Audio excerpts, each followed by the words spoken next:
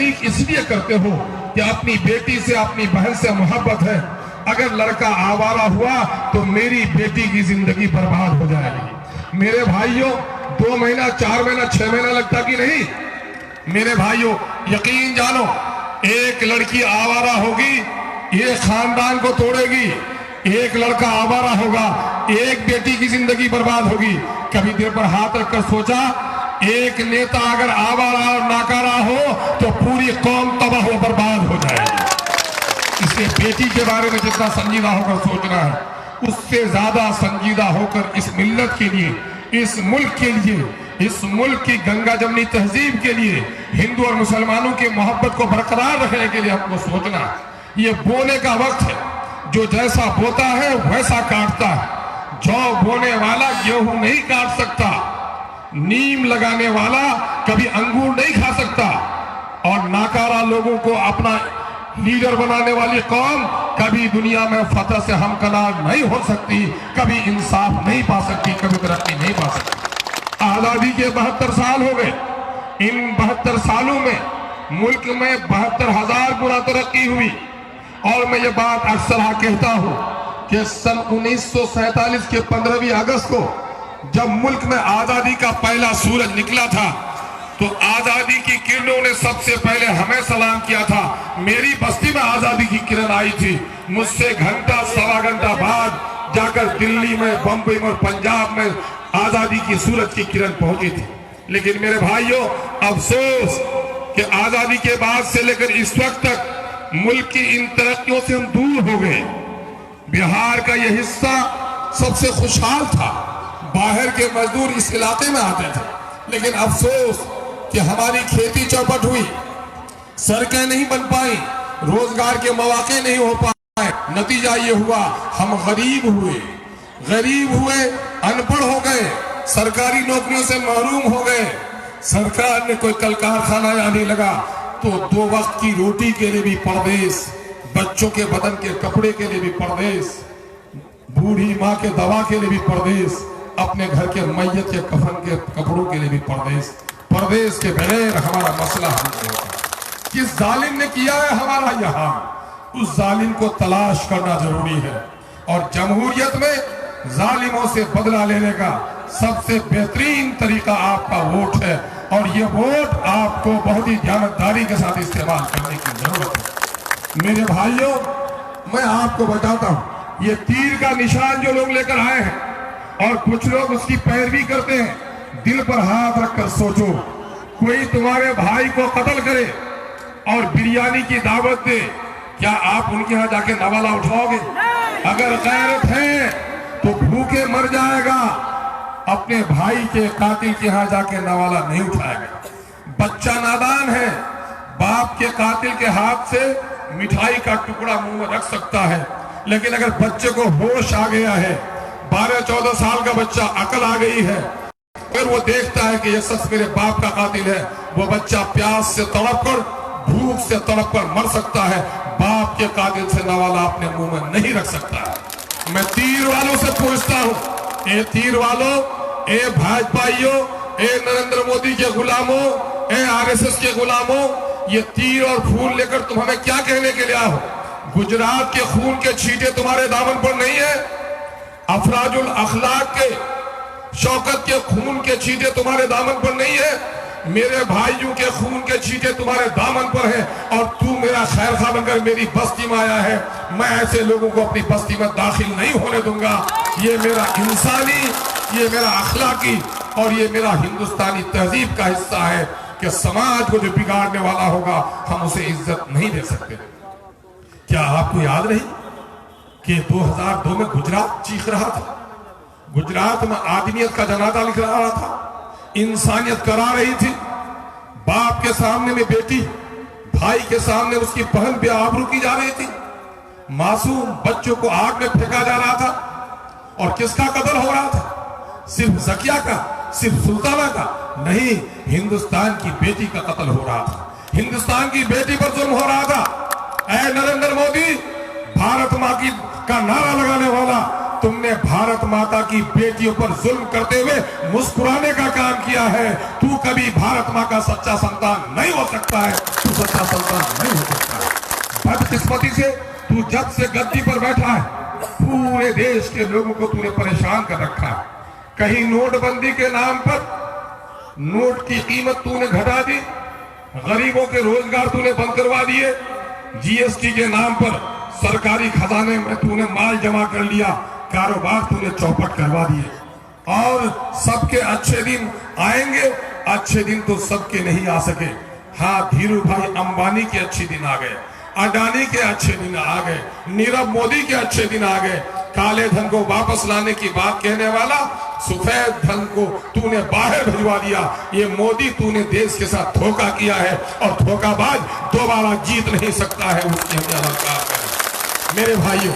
लेकिन इत्तेफाक से देश की तारीख पढ़ लीजिए, मीर जाफर और मीर सादक ने जितना नुकसान पहुंचाया, अंग्रेजों ने भी उतना नुकसान नहीं पहुंचाया। अपने सफों के इन लोगों को तलाश करना जरूरी है। ये जो महमूद है, चेहरे मुहरे से जो लगता है कि आपके ईदगाह जाने वाला आदमी है, आप गलती मत करिएगा। ये महमूद आपका महमूद नहीं है, ये नरेंद्र मोदी का महमूद है, ये अमित शाह का दोस्त है, ये गुजरात के उन लोगों के साथ बैठा है जिन लोगों ने मेरी माँ बहनों पर जुल्म किया। और हमें यकीन ही नहीं, पुख्ता एतमाद है, कामिल वसूख है कि हमारे इस इलाके में जहाँ हिंदू और मुसलमान हम मिलकर रहते हैं, संतोष भी बैठा हुआ है यहाँ पर, भाई रामराज भी बैठा हुआ था वहां पर, बहन तारा स्वीता आर्या भी मेरी हम सब साथ चल रही है इस कारवां में। मेरे भाई अशोक यादव भी टेरागाज में काम कर रहे हैं, भाई अमित पासवान भी आपके गली गली चक्कर काट रहे हैं। देश की सतह पर डॉक्टर भीमराव अंबेडकर का पोता आदरणीय प्रकाश अंबेडकर जी जनाब अवैसी साहब का बाजू से बाजू मिलाकर महाराष्ट्र में जंग लड़ रहे हैं।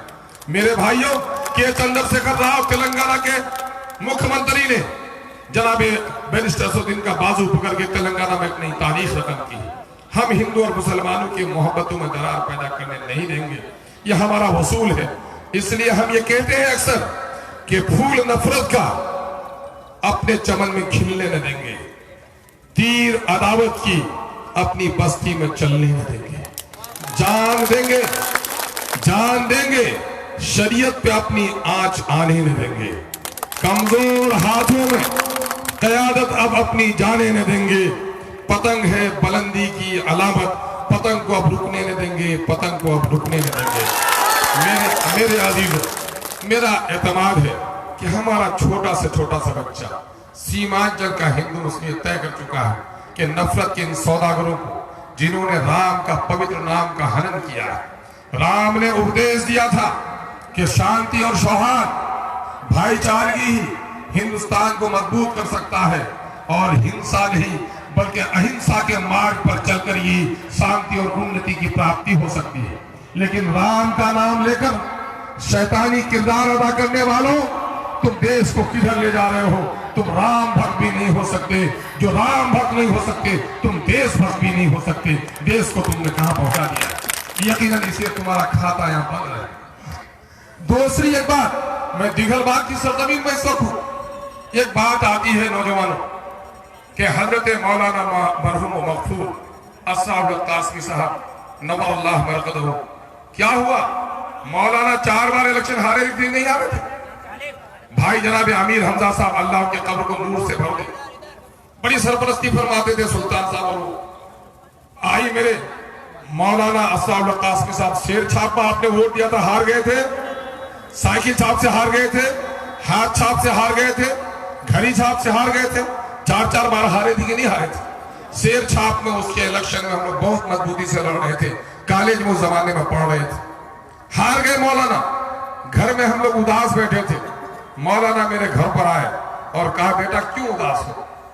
हारने वाला जीतता है और जीतने वाला हारता है।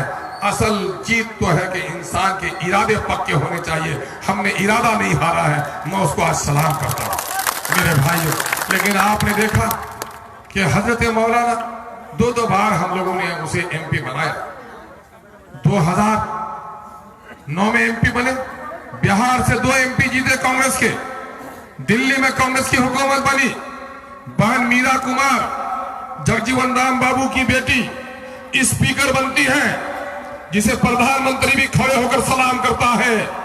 लेकिन हमारा एक आलिम दीन हजरत मौलाना साउद हक कासमी साहब को हज कमेटी का चेयरमैन तक भी नहीं बनाया जा सकता है, औकाफ की जिम्मेदारी भी नहीं ली जा सकती है। मेरे मौलाना को कांग्रेस ने कभी इज्जत नहीं दी। चलिए 2014 तक आ गए। 2014 आपको याद होगा लोगों, मैं भी दामन फैलाने के लिए आया था। आप में से बहुत सारे लोगों ने कहा अभी आप क्यों आ गए, आपके लिए तो हम लोगों ने सोच रखा है, अभी वोट को बंटने नहीं देना है।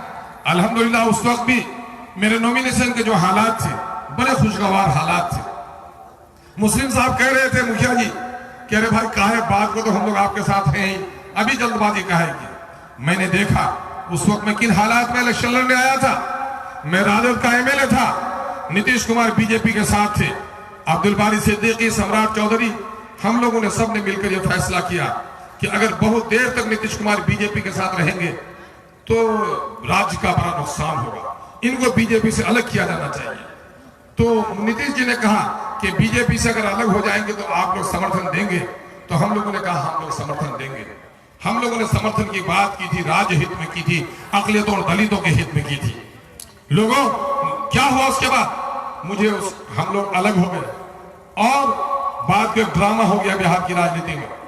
हम यूं ही बैठे थे, इस दरमियान में पार्लियामेंट का इलेक्शन आ गया। पार्लियामेंट के इलेक्शन से पहले सोनिया जी, इस उम्र में हालांकि धोखा नहीं देना चाहिए था, उसको हम लोग आदर से देखते हैं, सोनिया जी आई और चकला में कहा कि मैं 138 करोड़ रुपया दे रही हूं, असद इकबाल को याद होगा। और नतीजा ये हुआ कि वहीं नीतीश कुमार जी भी आए थे, मुझको कहा कि अख्तर साहब मैंने आपकी वजह से टिकट रोक रखा है, आप मेरी पार्टी से एमपी का इलेक्शन लड़िए। वहां जितने भी लोग थे उसमें पत्रकार भी थे। हिंदुस्तान के सजल भाई ने बड़ी सी खबर भी लिख दी कि मुख्यमंत्री अख्तर ईमान को टिकट देने के लिए तैयार है, अख्तर साहब को फैसला करना चाहिए। मैंने इलेक्शन लड़ा, जब मैं इलेक्शन लड़ने आया उस वक्त देखा कुछ दिनों के बाद ऐसा अंदाजा हुआ कि नीतीश कुमार बीजेपी को जिताने की कोशिश कर रहे हैं, उनके 90% वर्कर बीजेपी को जिताने में लग गए।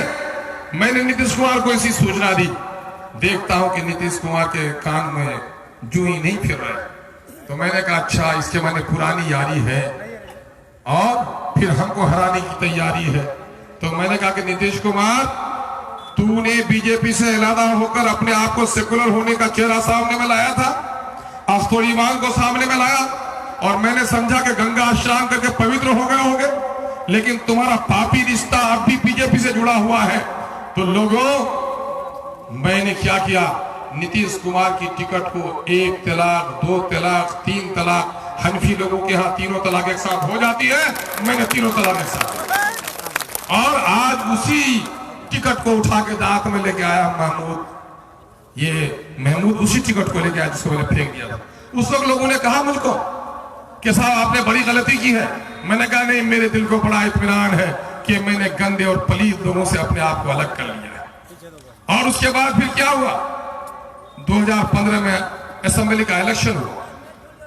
असेंबली के इलेक्शन में गठबंधन बन गया, हम गठबंधन से लड़ने के लिए आए।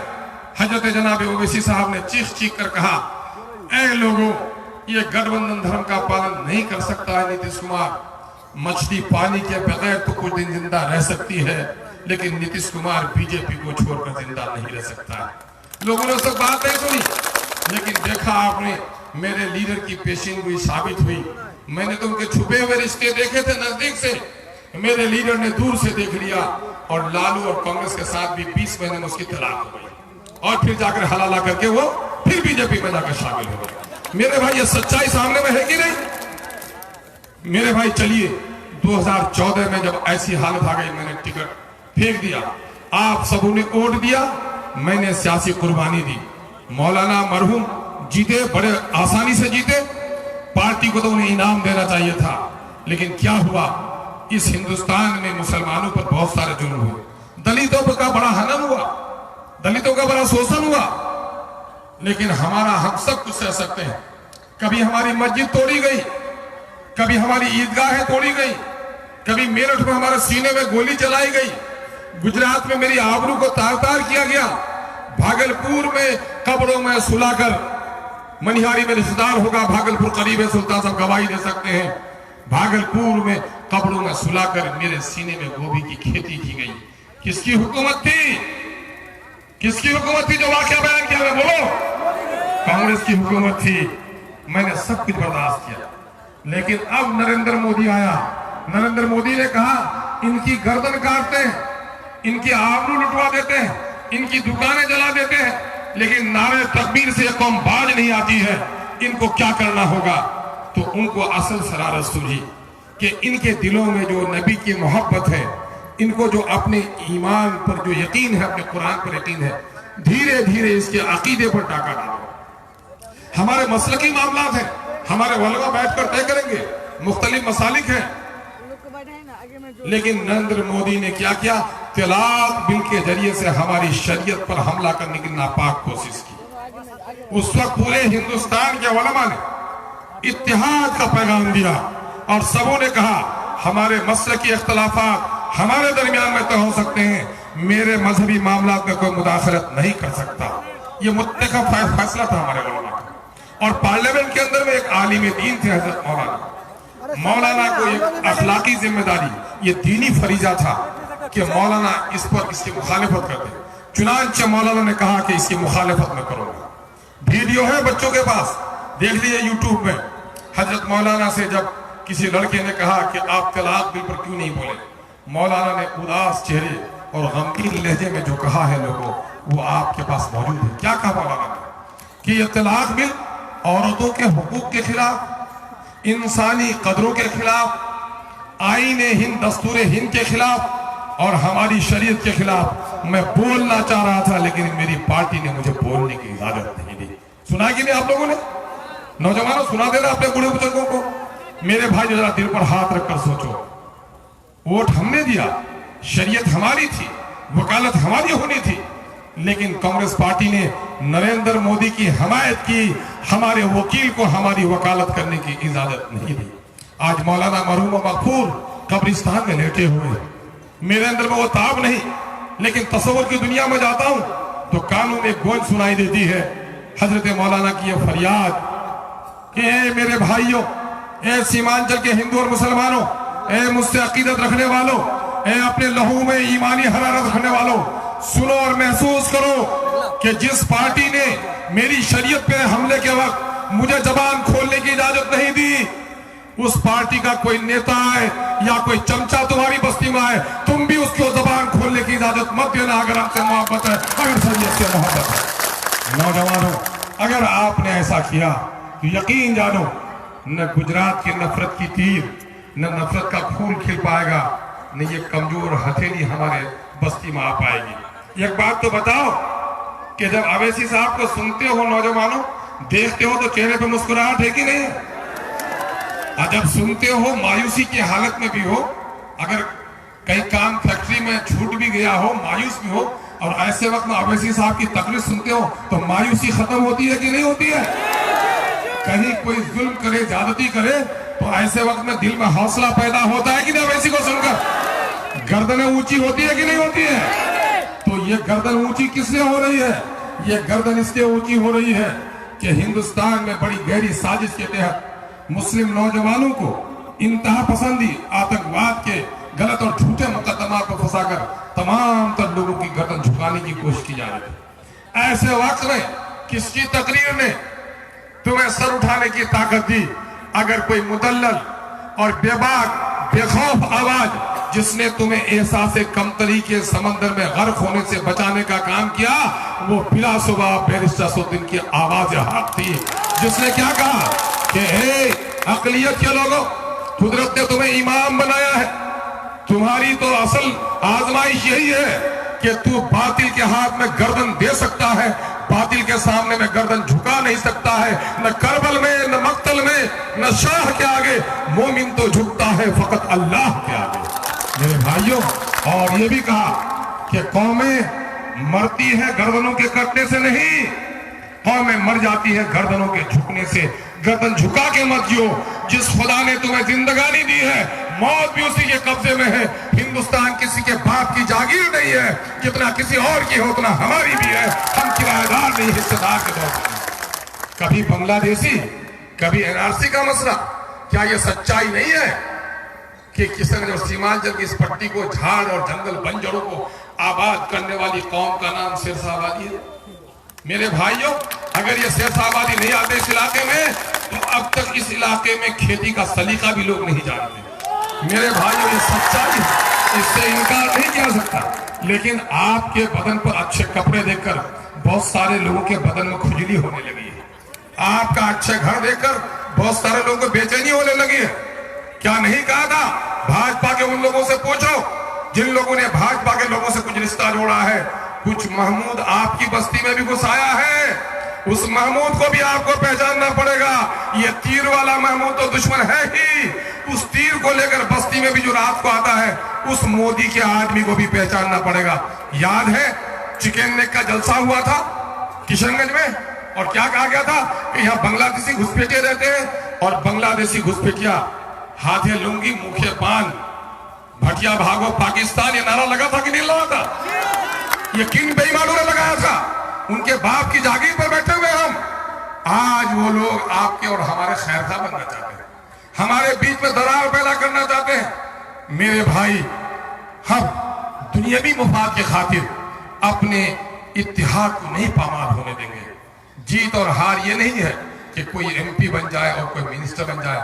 खुदा की कसम, हमारा और आपका यकीन है कि कुली जो पसीना बहाता है, खून बहाता है, गंदे मैले कपड़े में रहता है, सूखी रोटी खाकर सो जाता है, और एक बादशाह जालिम जिसको कल जहन्नम में जाना है, और इस गंदे कपड़े सूखी रोटी खाने वाले को अल्लाह अगर जन्नत नसीब कर दे, तो ये कुली ज्यादा खुशकिस्मत हो जालिम बादशाह से। मेरे भाइयों, आज चंद दुनियावी मुफाद के खातिर हमारे सफों में दरार पैदा करने की कोशिश की जा रही है, हमारी इज्तिमाइयत को तोड़ने की कोशिश की जा रही है। याद रखिए, मुझे दो आलिम दीन का जुमला याद है। एक आलिम ने कहा था कि ऐ मेरी मिल्लत के लोगों, दुश्मन की जब तलवार उठती है तो नहीं पूछती कि तेरा मसलक क्या है, तू सिया है कि सुन्नी है, हनफी है कि साफी है, हम्बली है कि मालिकी है, ये नहीं पूछती। तुम्हें कलमे के नाम पर एक समझती है, दुश्मन कलमे की बुनियाद पर तुझे एक समझती है। तू अपनी दिफा के लिए भी अपने सफों को एक नहीं कर सकता है, अपने सफों में इत्तिहाद पैदा करो। और एक आलिम ने बड़ा तारीखी जुमला कहा, ऐ मेरी मिल्लत के लोगों, लड़ते इस बात पर हो कि तहरीमा सीने में बांधोगे कि जेरे नाप बांधोगे। अरे मेरे नादान भाइयों, तुम्हारी गर्दन बचेगी तब तो तू तहरीमा बांधोगे। सियासत में तहरीमा बांधने की लड़ाई नहीं है, सियासत में अपने गर्दनों की हिफाजत की लड़ाई है। इसलिए यहाँ मसलक के झगड़ों को आपस में आने मत दो। मेरे भाई, आज हमारे दरमियान में मसलक की ऐसी ताली नहीं बजती मजलिस की महफिलों में। मजलिस की महफिलों में ताली ऐसी बजाओ, एक तमाचा दिल्ली को, दूसरा तमाचा पटने के जालिम को, जिसे समाज में भाई। अब चलो मुहावरी, मुखिया जी के आगे पुल टूटा है कि नहीं? अब पुल बना आज तक? तो मुखिया जी को पुल बनाने की फिक्र है? अगर पुल बनाने की फिक्र है तो पतंग का हाथ पकड़ने से पुल बनेगा, वरना 5 साल से पुल पड़ा हुआ को बनेगा। मेरे भाई, हम लोगों ने दौरे किए हैं। आज अवैसी साहब का मामला क्या है? अवैसी साहब ने कभी हिंदू मुसलमान की बात नहीं की, मैंने गिनवा दिया। मैं एक बात और कहता हूं कि मारवाड़ी कॉलेज देखते हो आप, कई मारवाड़ी का बच्चा पढ़ता हो? 100 में 5 भी बच्चा मारवाड़ी का नहीं पढ़ता है। तो जब मारवाड़ी कॉलेज में 90% बच्चा मुसलमान का पढ़ सकता है, तो मजलिस इत्तेहादुल मुस्लिमीन में भी अशोक भी आ सकता है, संतोष भी आ सकता है, पासवान भी आ सकता है। ये मुसलमानों की सिर्फ नहीं है, पूरे इंसानों की और हिंदुस्तानियों की पार्टी। इसलिए मेरे इस इलाके में मेरे दलित भाइयों, मैं दलित लोग यहाँ पर हमारे मुस्लिम बहुत संख्यक है, मैं कहता हूँ कि यहाँ इस इलाके हम बड़े भाई हैं। मैं उन तमाम तर भाइयों से नम्र निवेदन करना चाहता हूँ कि मेरे भाइयों, जात पात मत बढ़ो मेरे भाइयों।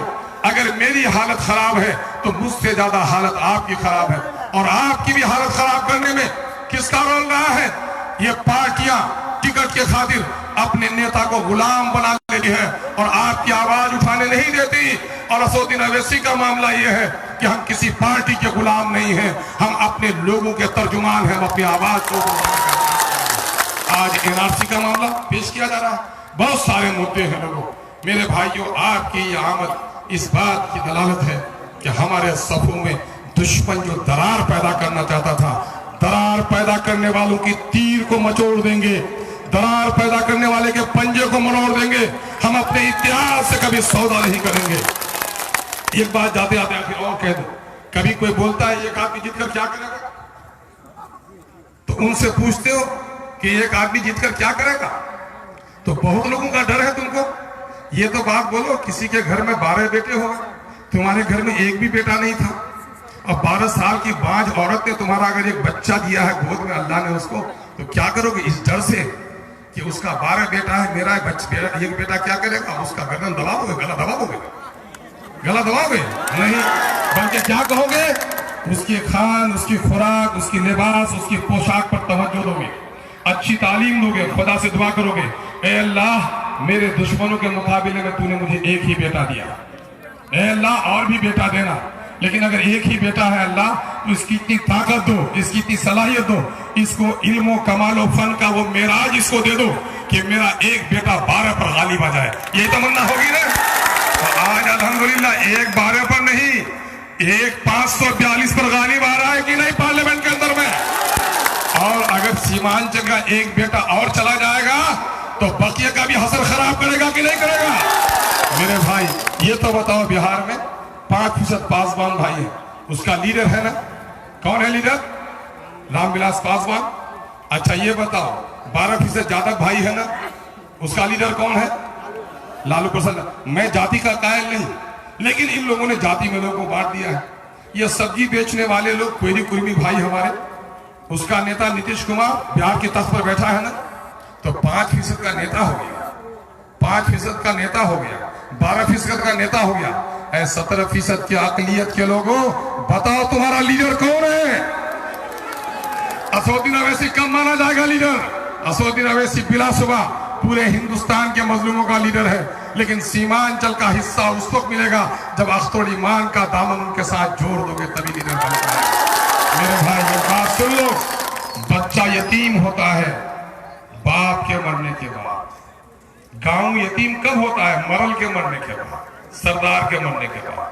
कौम यतीम कब होती है, कौम यतीम होती है अपने लीडरों को खो देने के बाद। आज बरसों के बाद, मौलाना आजाद के बाद पार्लियामेंट की दरो दीवार ने किसी मर्द आहन की आवाज सुनी है तो उसका नाम बैरिस्टर असदुद्दीन अवैसी है।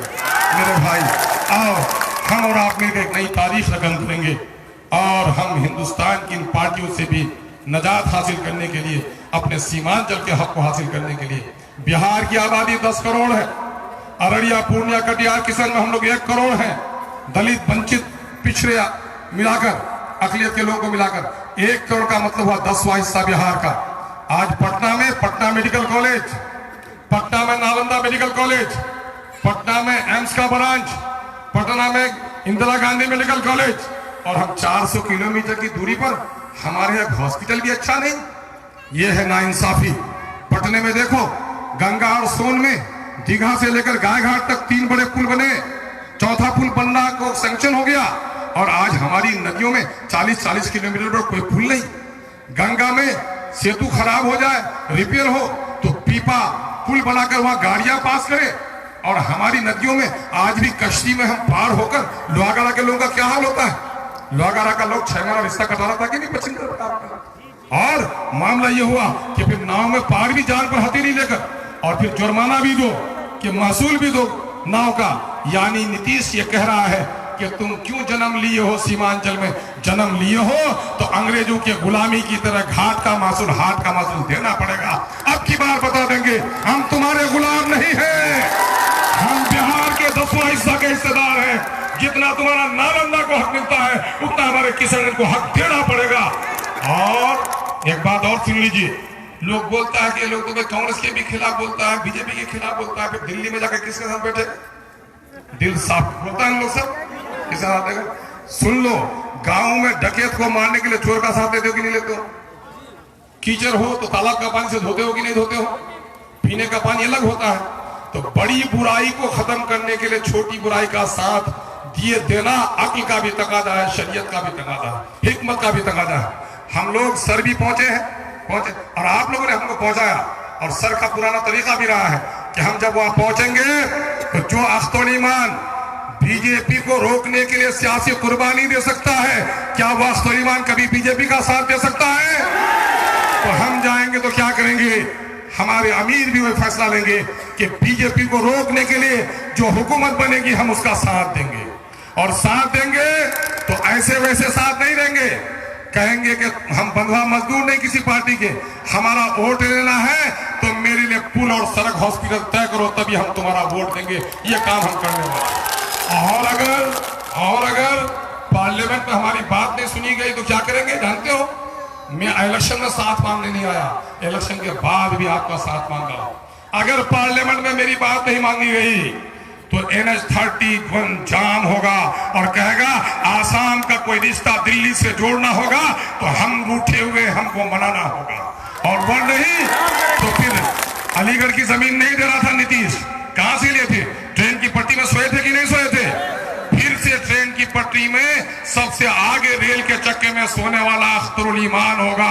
मौत तो किसी दिन होगी, लेकिन सीमांचल के हक को हासिल करने के लिए अगर मौत होगी तो मेरी नस्लों को भी फख्र होगा। लोगों, आइए हम और आप अहद करें कि अब की बार हमारा वोट, जो हमारा वोट दिल्ली और पटने की सरकार बना सकता है, सरकार बचा सकता है, तो यकीनन है कि इस वोट में ताकत है कि सीमांचल की तकदीर भी बदल सकता है। आपकी वोट सीमांचल की तकदीर के बदलने के नाम पर, आपके वोट पतन के नाम पर। अस्सलाम वालेकुम आदाब।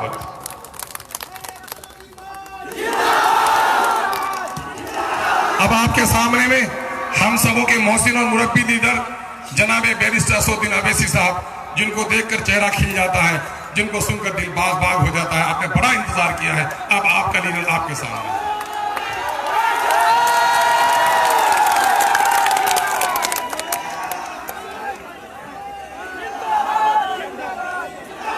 बिस्मिल्लाहिर्रहमानिर्रहीम। अस्सलाम वालेकुम व रहमतुल्लाहि व बरकातुहू। जनाब अख्तरुल ईमान साहब,